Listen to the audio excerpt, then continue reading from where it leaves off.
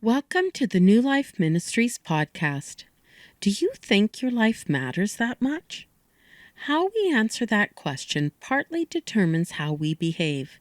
Sometimes we are so involved in our private, personal story, we don't think about how we affect the people around us. In today's passage, we get to watch the future King Saul's behavior before he realizes the camera is on him, before he realizes that he matters.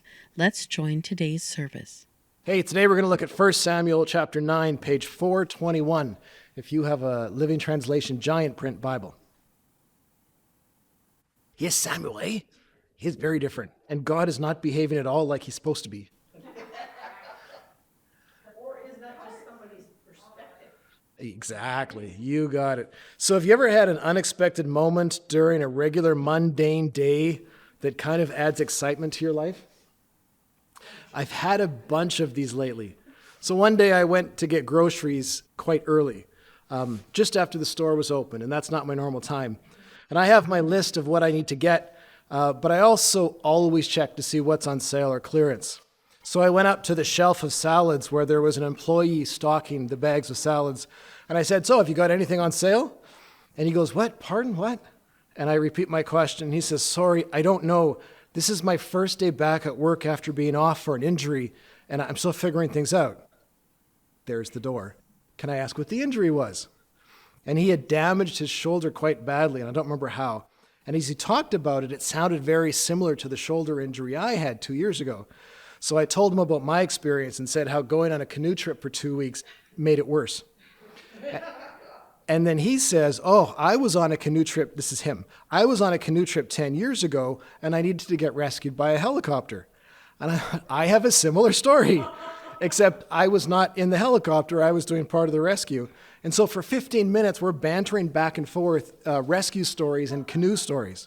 And we're just laughing at how similar the stories are. And when I left, we both felt just more up. And I was glad that he felt seen and heard to start his day kind of wrestling with a shoulder injury. And after a 15-minute banter, he was engaged and awake. Like, okay, that was cool. Do you think Jesus knew that moment was going to happen? Likely. Do you think it's possible that Jesus intentionally arranged that moment to happen? Very possible. For my part, all I did was make a decision to get groceries early in the morning, and God had something else planned. God often loves to work through mundane activities in your day to accomplish what he wants to accomplish. He just loves to let you live life, and then in those moments through you to expand his kingdom and to help people.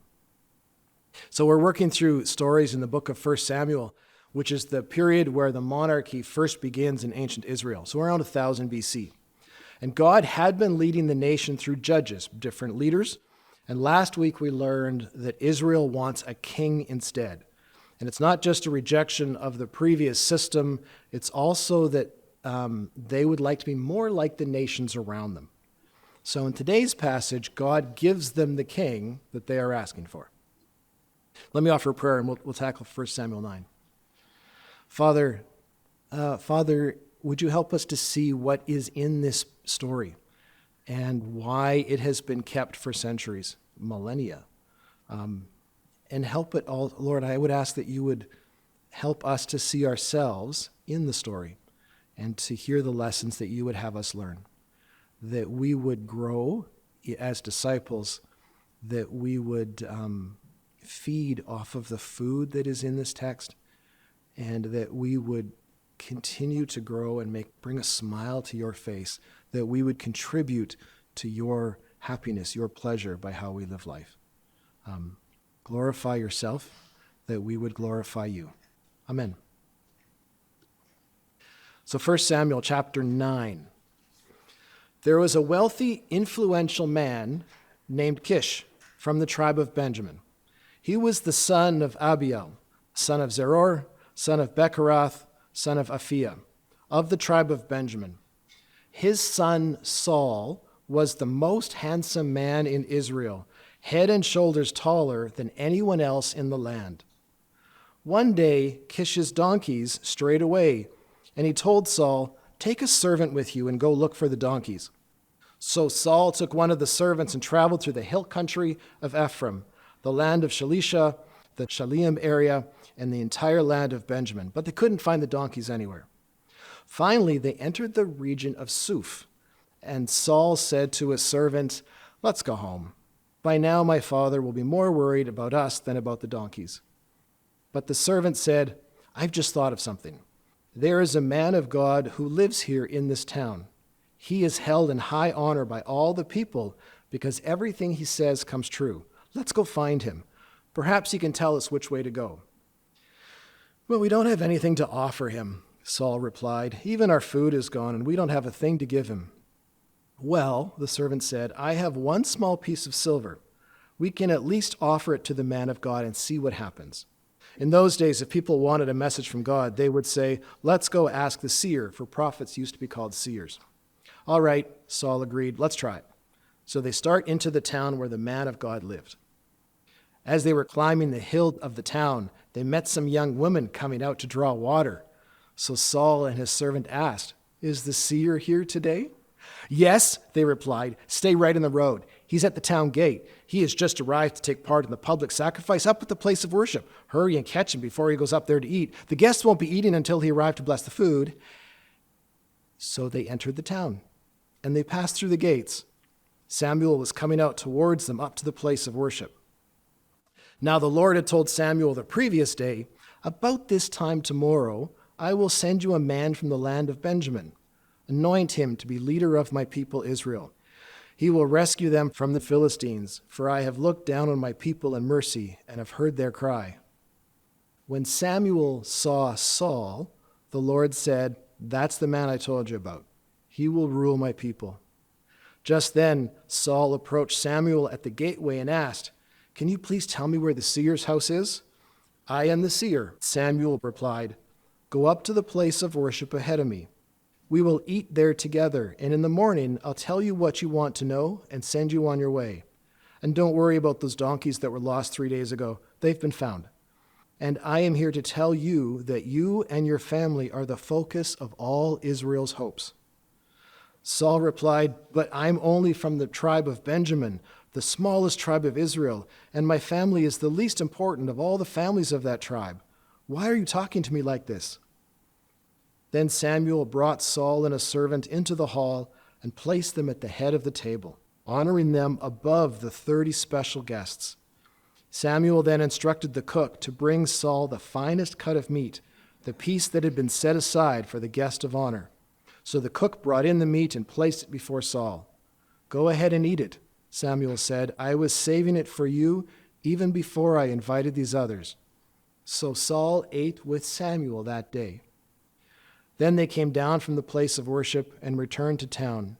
Samuel took Saul up to the roof of the house and prepared a bed for him there. At daybreak the next morning, Samuel called to Saul, "Get up, it's time you were on your way." So Saul got up, and he and Samuel left the house together. When they reached the edge of town, Samuel told Saul to send his servant on ahead. After the servant was gone, Samuel said, "Stay here, for I have a special message for you from God." Then Samuel took a flask of olive oil and poured it over Saul's head. He kissed Saul and said, "I'm doing this because the Lord has appointed you to be ruler over Israel, his special possession." We'll stop there. On your own, you can keep reading. It goes on for another 2 chapters. I got to say, there's a lot of S's in that chapter. Saul, Samuel, servant. So God is at work. He is sending to Samuel the man who would become Israel's first king. And from a human point of view, what gets the story going? What's the mundane thing in life that gets this whole story going? Some donkeys got away, and they ran away. Those darn donkeys. Well done. And then Saul and his servant walk around looking for them, and they end up in the land of Zuph, which is where Samuel and his family live. What a coincidence. So what's your impression of Saul? He's handsome, he's tall, He's the son of a wealthy man. What was that? He's a meathead. In Hebrew, his dad is a man of valor, which can mean he's financially very prosperous or a great warrior, and most likely in our situation, financially very rich. And the name Saul means asked for. You asked for a king, Saul means asked for. So he seems like he's the right guy. He's the kind of person that everyone's going to be like, yeah, that's the guy we want as our king.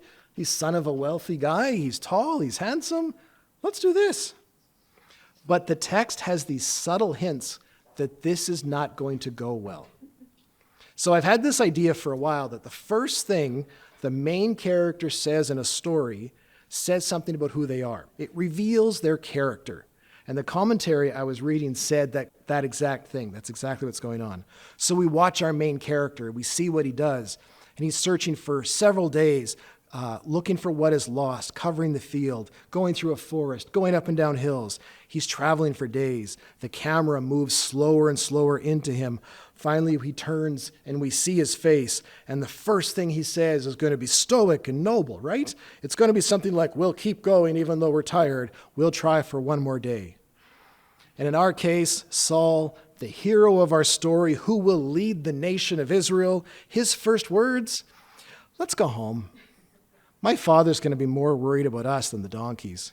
Let's turn back. Let's stop this adventure, cut our losses, and quit.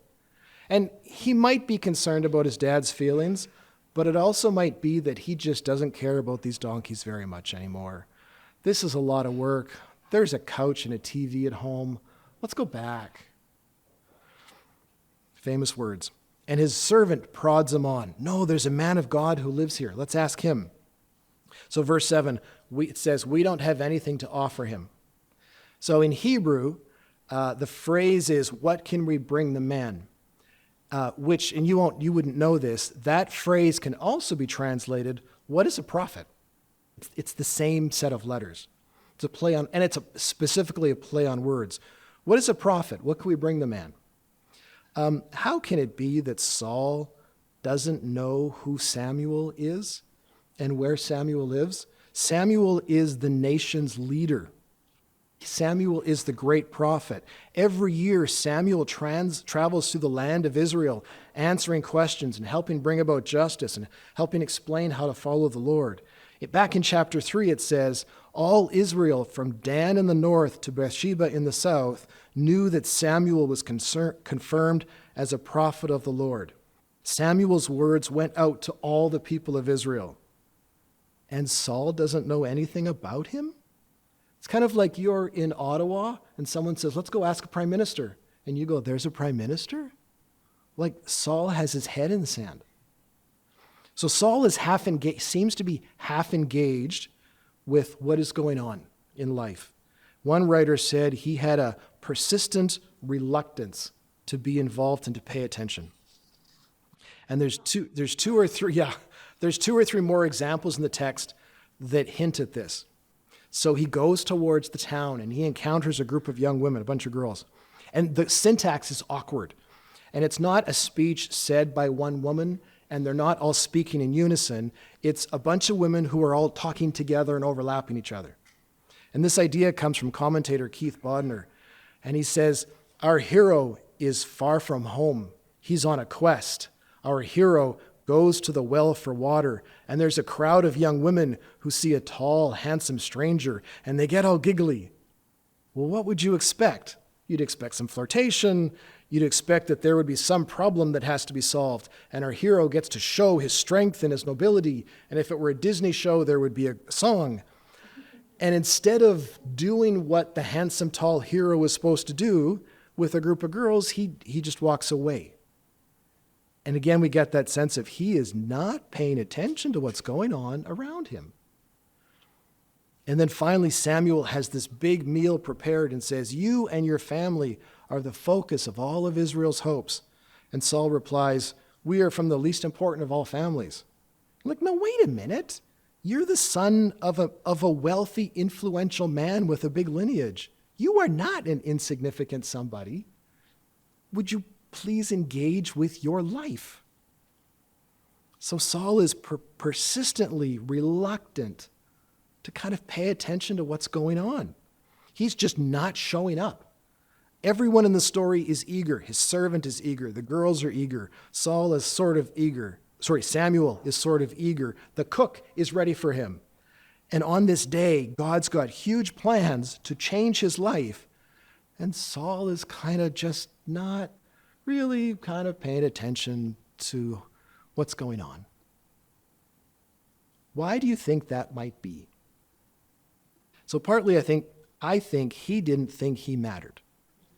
I don't play a great role in things, therefore I don't really need to pay attention to things because I don't play a role in things. I'm just going to live my own small little life. And a lot of people think that, right? Because I don't play a role in things, then I don't actually have to kind of play a role in things. And other times we get so absorbed in our wants and our own headspace, our own video games, that we don't think outside of ourselves and we don't consider, how does my life play a role in the lives of others? So let's pause and just remember some things about salvation and the gospel. Because the message of Jesus, the gospel is not, this is how to be a good person. It is not, this is how to understand what is right and wrong and how to be moral. The gospel's about, we are inherently out of step and disconnected from our Creator. We are disconnected from the Supreme Being. And we live our lives and we live our days alone. And we get comfort from other people, and we can be distracted from some things and distracted from that aloneness. But deep down, we are isolated from something we know is supposed to be there.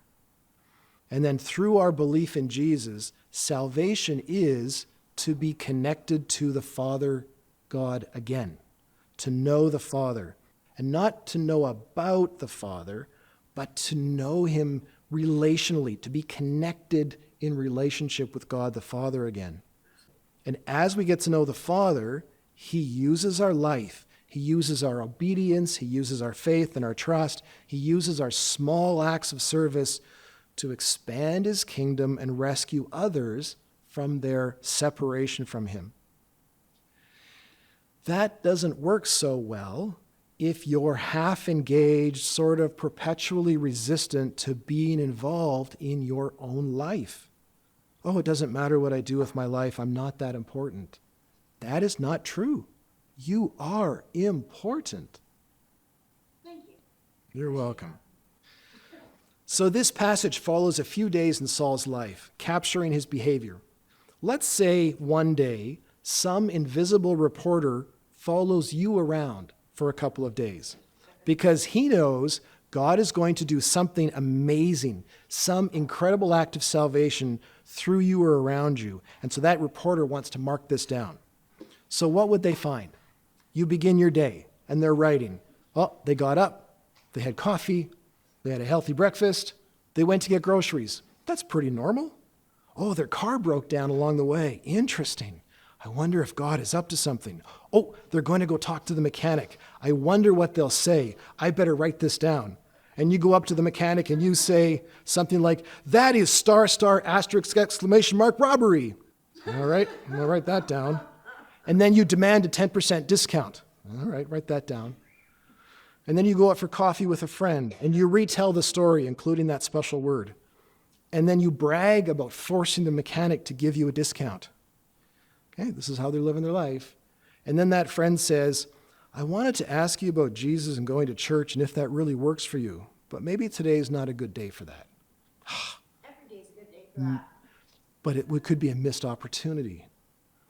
In these little mundane moments, it's in these little mundane moments of living life that following Jesus really matters. We are living a new type of life where we are united with God the Father again, and he is working through our life to move his kingdom forward in just the simplest, normal ways. So we speak truthfully, but we speak truthfully with kindness.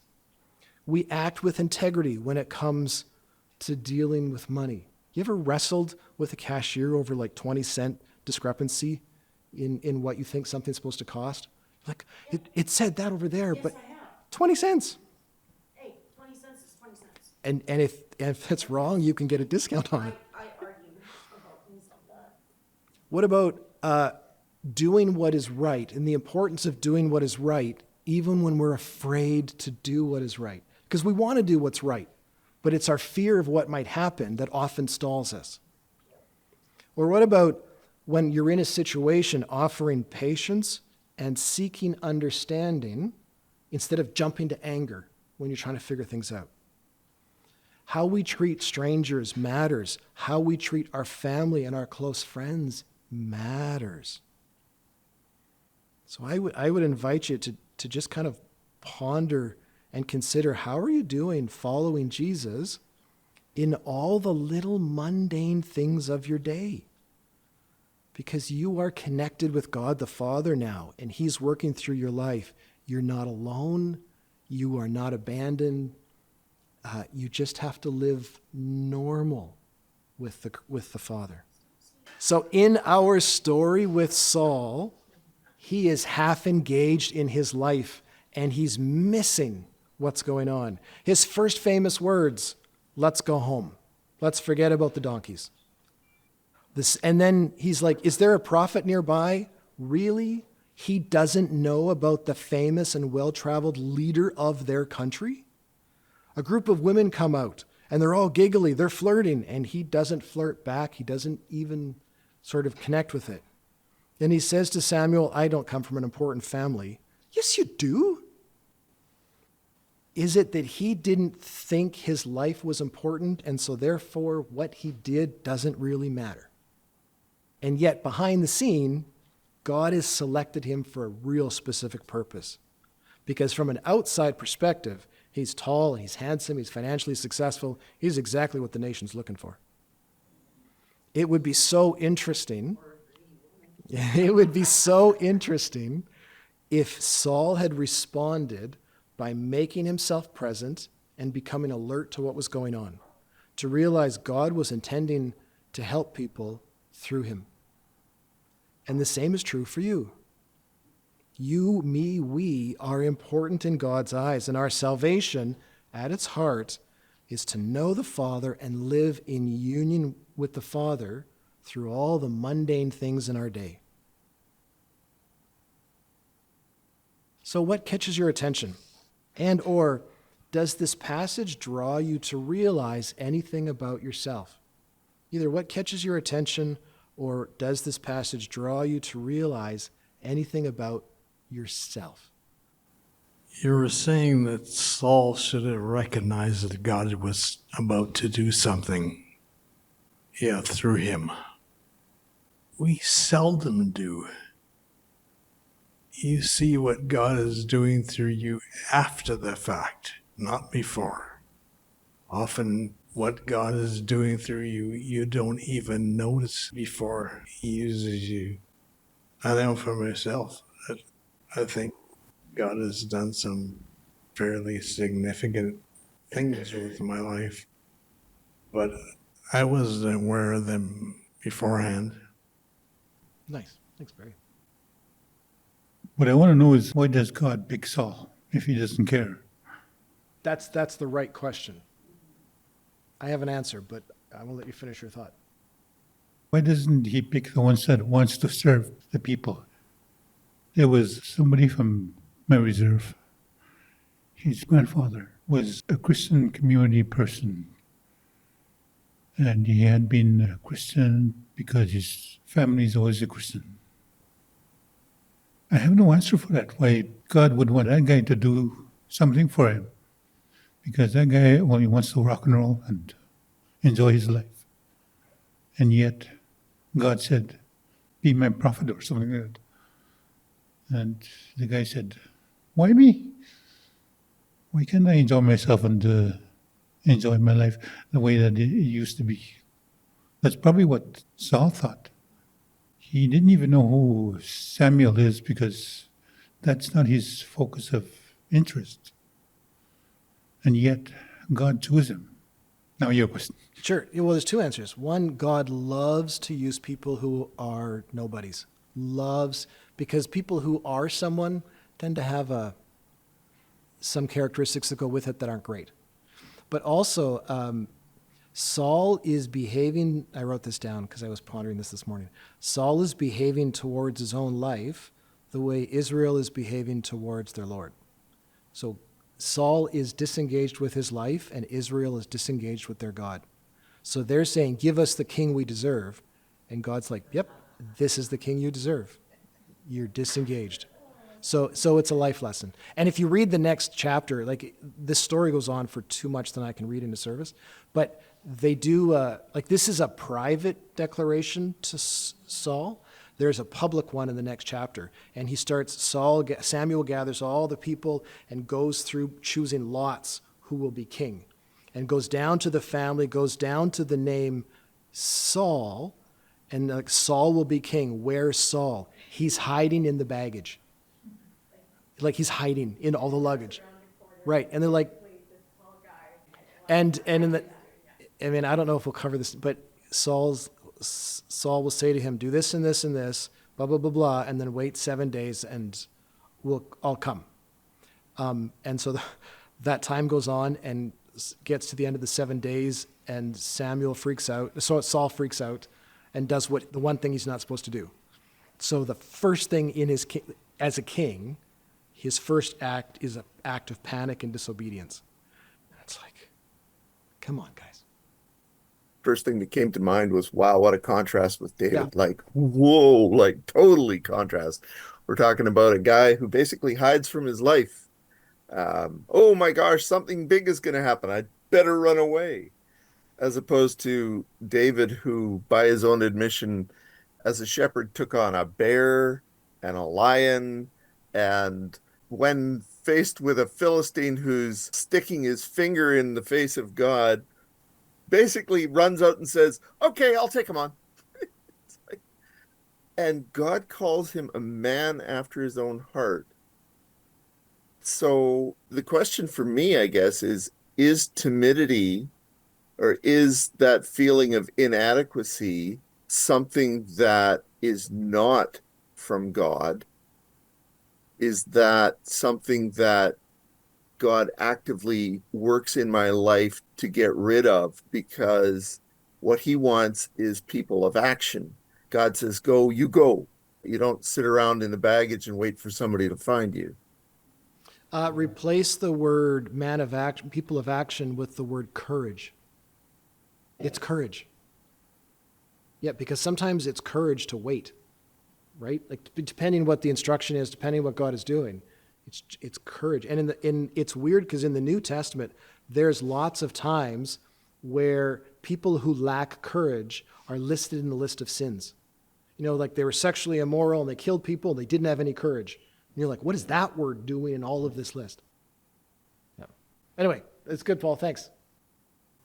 It was just funny. Over the years heard, of course, the story of Saul and his kingship.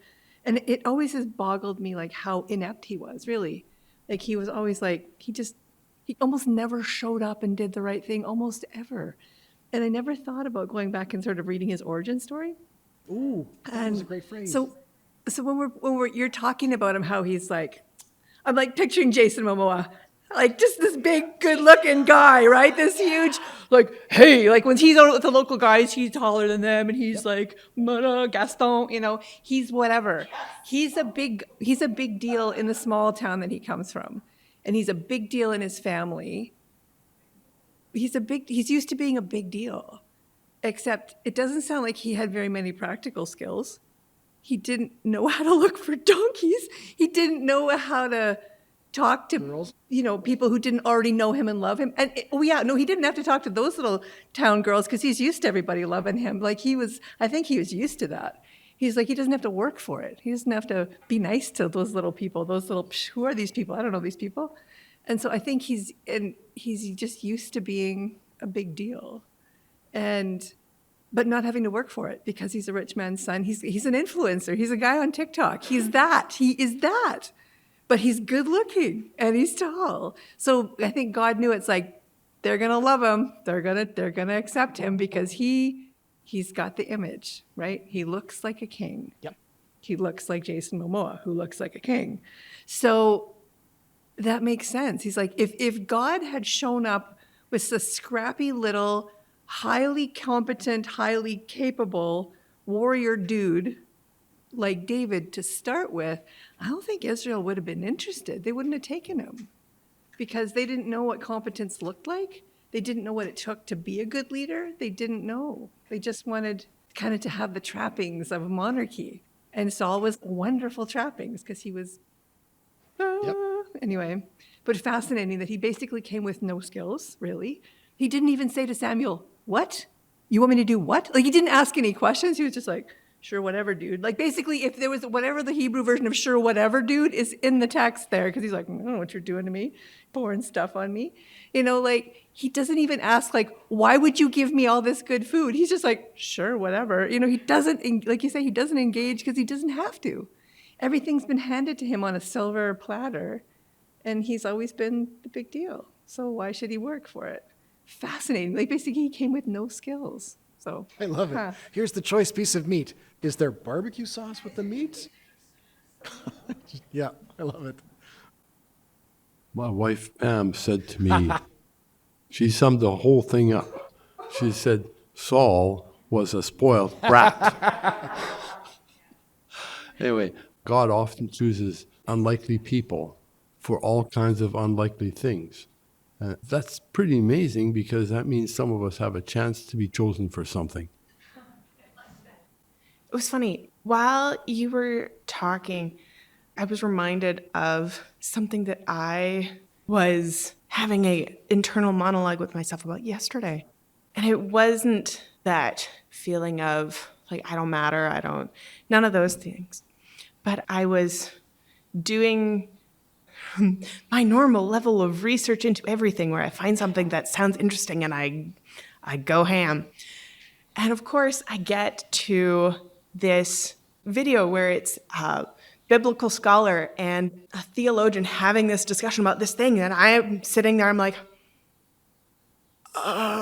cool. And you get that moment where you feel like the dwarves in the Mines of Moria, where I'm like, I've dug too deep. And it makes me wonder whether that was the feeling where he's like, oh no, I'm not important. Please back off, back away.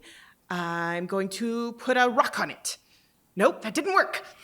I'm going to hide in the baggage. Yeah, you know what? There's probably a flavor of that in here. Yeah. This is real. What have I gotten myself into? Yeah. I was looking for donkeys. Yeah. Because like I said, later on, Saul will say, wait 7 days. And he'll wait 7 days and be like, and he'll just do the sacrifice. It's like, I told you to wait. Yeah. Yeah, very good, Jess. I really love that you had started with that story about the interaction in the grocery store. And just about the ordinary in our lives, being potential for God, being at work as he's always at work. What I'm thinking about is the kingdom of heaven and the contrast between what Israel was asking for in the tall, strong, unequipped Saul. They were looking for kingdom, as you've got displayed here, in the way that the world looks for kingdom, right? And so when I think of the grocery store interaction, when I think of Jesus teaching on the mountainside about the meek, the poor in spirit, the mourning, the ones that are picked on, I'm seeing a kingdom that is being described as something so different than what we often ask for. This story illustrates kingdom of heaven is something different than what we are often looking for. Yep. Nice. Let me offer a prayer, and we'll close with a song. Father, this is such a neat little story captured in Scripture. And how true it is, Father, that sometimes we just get so in our own head, in our own world, that we are not aware of what you are doing or trying to do. We're not really following you in our day to see the opportunities you put in front of us.